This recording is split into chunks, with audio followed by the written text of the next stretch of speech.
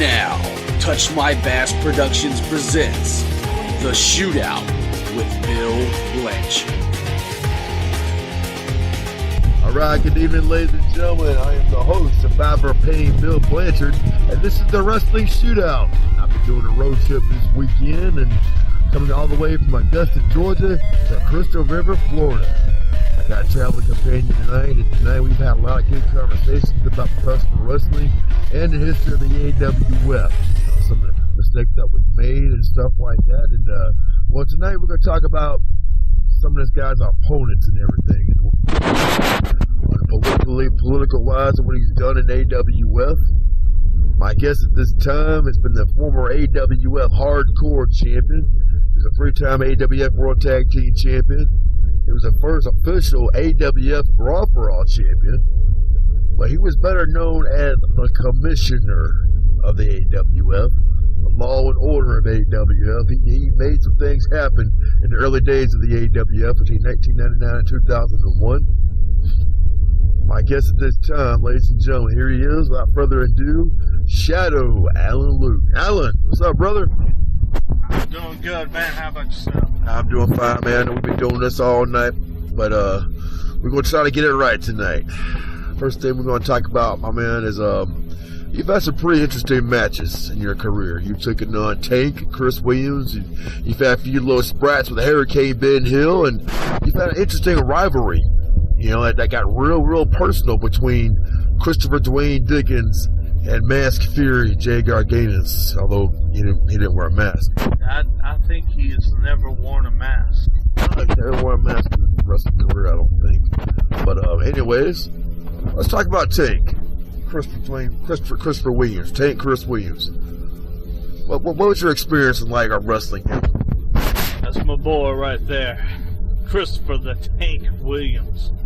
When I first joined the AWF, you know, it's like you're going to have to fight. You're going to have a first match. I wanted Tank. I wanted the biggest guy in the ring. He was known as Brimstone at the time. He was a good friend of mine. We had one hell of a match. It lasted for ages. I was the victor.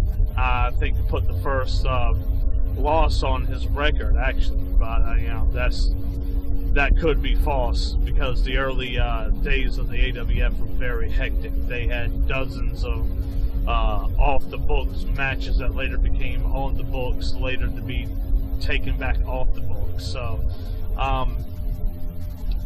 we only had a small rivalry one time, and that was after I stripped him of the title. He was president of the AWF at the time and fired me because it was like a 50-50 deal. He was president, I was commissioner, but it was the rules of the AWF that I was trying to abide by. He had won the championship. Ben Hurricane Hill wanted to cash in his number one contenders shot that day that he had won it. And according to the AWF rules at the time, that if you won a belt, if you won a belt, or if you had a belt, at every event you had to defend the belt. And because he had won the belt, he had to defend the belt. Ben was looking to capitalize on a weakened Tank. Tank was like, I'm not fighting right now, I just fought. You know, I offered to give him some time to prepare, you know, like, hey, if you need a half hour, you need an hour, you know, do that. But Ben's cashing his chips in now. We got to do this. So he refused. I stripped it of it, gave it to Ben, and then Tank fired me. And that's about all that we really had politically going on. Other than that, I don't think that, other than Chris Dickens racking up a win over Chris the Tank Williams for the hardcore strap, that is the only other time that we had any feud or altercation with each other, and that was because the way the arena was set up, it was very hard. It was stacked against him to pin out. He needed to throw, you know, he actually had to roll over to get out of the pin. You're referring to the Trailer Park Trash Arena. Yeah, the Trailer Park Trash Arena. I do believe that was for the Georgia Southern Championship, not hardcore, but that's cool. That was an interesting matchup between Chris Williams and Christopher Dickens. They actually had a good rivalry too back in the day of AWF. But yeah, I think you was refereeing that match, didn't you? A lot of people thought you screwed Christopher Williams, Tank Williams. When he tripped that, man, was it legitimately, did Chris Dickens pin Tank? I seen it as a legit pin because, like I said, the way that because we were wrestling on mattresses at that time, the way it was, like I said, and it was a slow count. It was one of those things that when that hand went down, I could have been technically, officially said that I screwed both of them. I screwed Tank because I didn't, he thought he had kicked out. I screwed Chris because that was one of the slowest 3 counts that we've ever had in AWF. But in actuality, it was, because I seen where he was trying to roll his shoulder, but his shoulder never actually left the mattress because they were, Chris was on top of, Dickens was on top of Tank, pushing him down into the mattress. Even though that I seen his shoulder roll, it never left the mattress. And that was, I think, the thing that, that was disputed for weeks after. But, it's just a thing now. It's boom, in the books. He lost the Dickens. And it hurt his ego, crushed his ego, and Tank wanted to actually quit after that. But he ended up staying. He ended up staying to give us many, many more great matches. But, it was one of the things that, if it wasn't in the Trailer Park Trash Arena, I think the outcome would have been different. But in all fairness, as far as entertaining goes, that was one of the more entertaining matches in the AWF. There was some high-flying action from Christopher Dickens, and there was some massive power plays from Tank, thrusting Dickens into the walls, flinging him there, slinging him across the entire room, while Chris was running up walls and trying to, and actually successfully doing one of the only successful DDTs in the AWF to Christopher Tank Williams. It was just one hell of a match regardless. So I look at it that, yes, either side could say I screwed him, but I'm just saying that was one hell of a match, and I was proud to be a part of it. Yeah, it was one hell of a match, and fans are listening to the show when he says the first ever DDT in AWF. You gotta understand, it was real back then. We did real wrestling, was legitimate shoot matches back in the day. But speaking of Chris Dickens, you yourself had some pretty good matches with Chris Dickens. I know me and you, as the Shadows of Pain took on him and Masked Fury, Jay Garganis. He didn't wear a mask. I don't think he's ever wore a mask. No, he didn't wear a mask, but we defeated him in seconds. But I want you to talk about, you warned Masked Fury, Jay Garganis, to make sure he's starting the match. I know he didn't wear a mask. Yeah, that man, he has never worn a mask. No, never wore a mask. But explain to them, the build up for this type of tag team match you guys had. I love this story. The build up for the tag team match. Yeah, for Obsession, how it happened. The warnings that you gave. Garganis. The whole Bill Company story. Hey, tell this story. I thought that thing was hilarious. But go ahead. I ain't trying to take your shoot from you. Oh, you're talking about what was said before the match. Like I said, if Jay didn't start the match, what would happen? Oh yeah. Yeah, it was grand prediction. Yeah, my grand prediction. I came out there and rubbed my magical crystal ball. Yeah. And I said that, Jay, you better start the match. If you don't start the match, it's going to go something like this. Ding, ding. Ah! Ding, ding. I predicted a very quick, swift match. I was ready to take someone's head off that day. I was one of the very few matches I was really fired up for. Jay thought it was a ploy just for me to basically weaken him so that he wouldn't be able to take you on later on that night. But yeah, that was, I think, the quickest match in the AWF history at that time, all the way up until the award ceremony, because I actually won the award for that match because it was like 8 seconds. Well, actually, that match took place after the award ceremony, you know. But in tag team matches, that was the quickest match in tag team history. And I'm proud to say I was in the match, but it didn't end on my hand, it ended on your hand, my friend. So I applaud you for that. You know, I remember, you know, it was over right before it started. Chris Dickens said, "So what do you want to do? Let's lock up." I even Jamie kind of turned his head. I just stood there and smiled, and as you predicted, he locked up. You were laughing, and then came the bell, and we won just like that. It was under 10 seconds. It might have been 8, but I know for a fact it was under 10. That was a damn good matchup. But you know,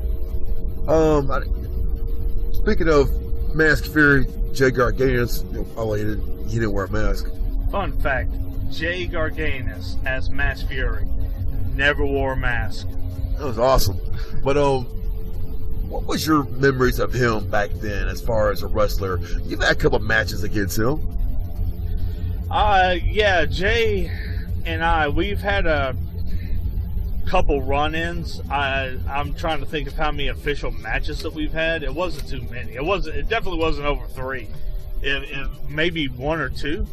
I think y'all had an official one-on-one match that took place in September's Chain Reaction year 2000, and we had a couple tag matches. One was that session, me and you versus him and Christopher Dickens, and then my favorite match, me and you took on him and Hurricane Ben Hill, which is another guy we want to talk about. But you know, go ahead with Fury.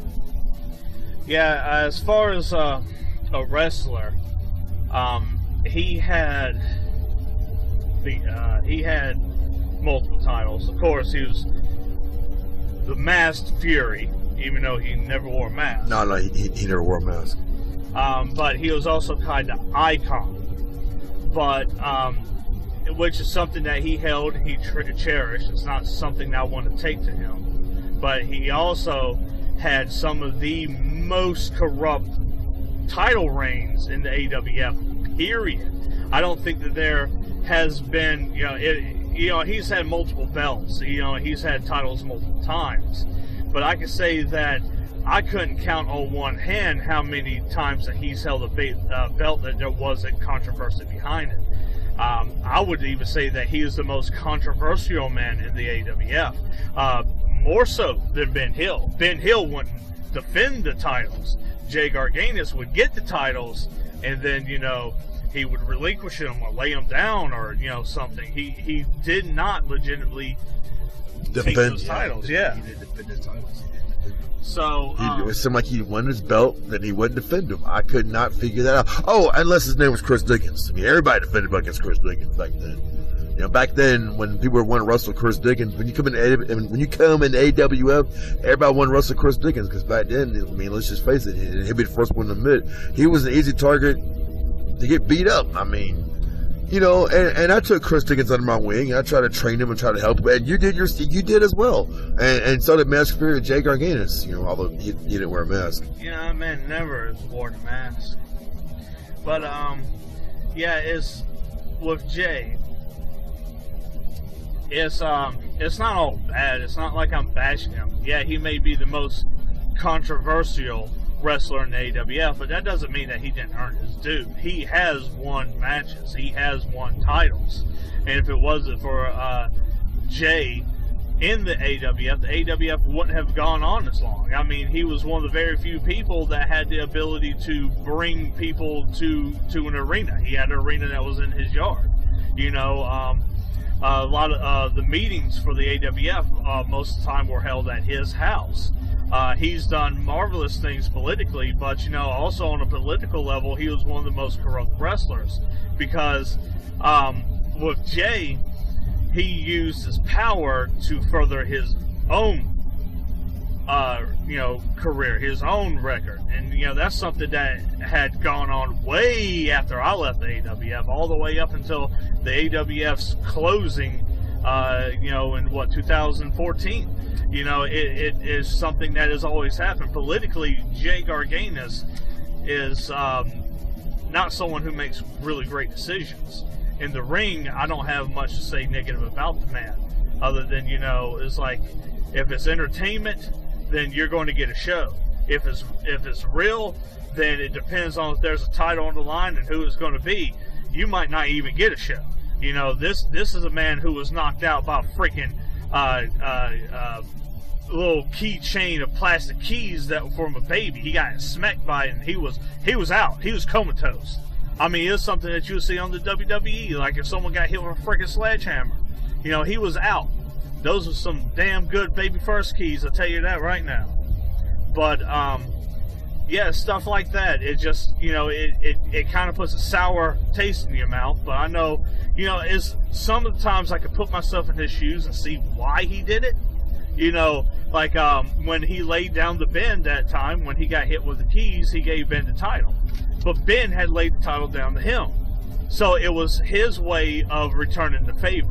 And that's one thing I say about Jay is that, like it or not, it's one of those things that I can say up here is like, you did wrong, you did wrong, you did wrong. But he can look back and say 10 things that I did wrong as a commissioner because I did like things. Because let's face it, I carried Ben's career because we needed some kind of opposing force to fight month in, month out.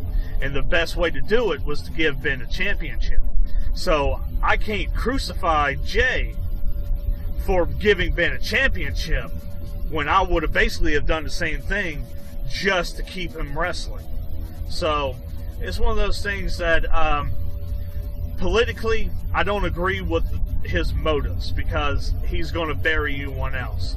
But he pays back his debts, even if it leaves a great controversy. It's one of those things that they could have sold it a lot better. It could have been a brick. Little blood would have not have hurt. We wouldn't even be having this conversation right now. But no, it's baby keys. But that was just one match. They did this tumble back and forth. 3 different occasions they did that, when they laid down to each other for the title. I don't know. That's just something those two got to look in the mirror and realize, was I ever a true champion? That's something they got to ask themselves. And again, this is not trying to bash Mask Fury, Jay Garganas. I mean, although he didn't wear a mask. Yeah, he has never worn a mask. But I mean, yeah, I understand. It's like, speaking of masks, have you ever heard that, Christian Fury, Mask Fury, although he didn't wear a mask, was always compared to the wrestler Chains? Did you ever see that? He was? Yeah, you saw people compare that. I mean, what's your honest take on that? That's just dumb. That's like comparing Clark Kent to freaking Superman. Wow. I think all right. Comparing Fury and Chains is just like comparing Clark Kent to Superman. Wow. Yeah, I can see how you would think that. That's pretty funny, bro. But all right, we got a few more minutes here on this particular show here. I do appreciate your time, boss man. But before we go out and everything, I want to ask you a few questions about a few wrestlers and everything, and just tell me your first thoughts about these guys.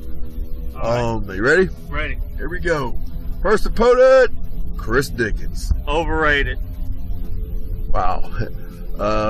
Mask Fury, Jay Garganas, although he didn't wear a mask. Never wore a mask.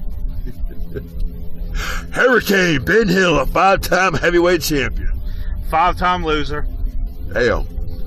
Your best friend, Grimstone, Tank, Chris Williams. Rock solid.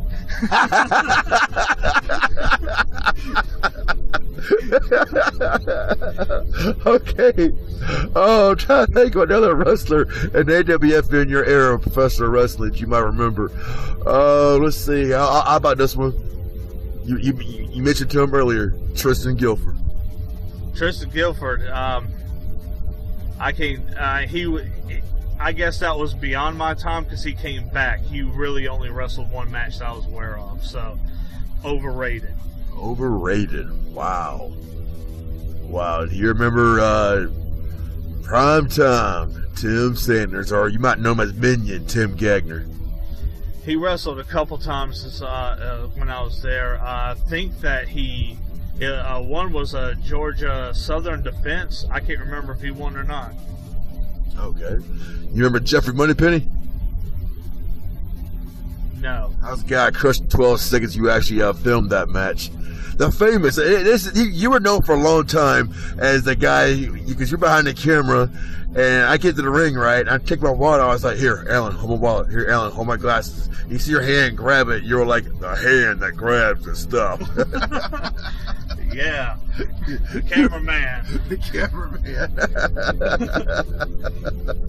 All right, buddy. All right, I'm gonna ask you a few wrestlers that you might have heard of on the indie level that's competed in the AWF.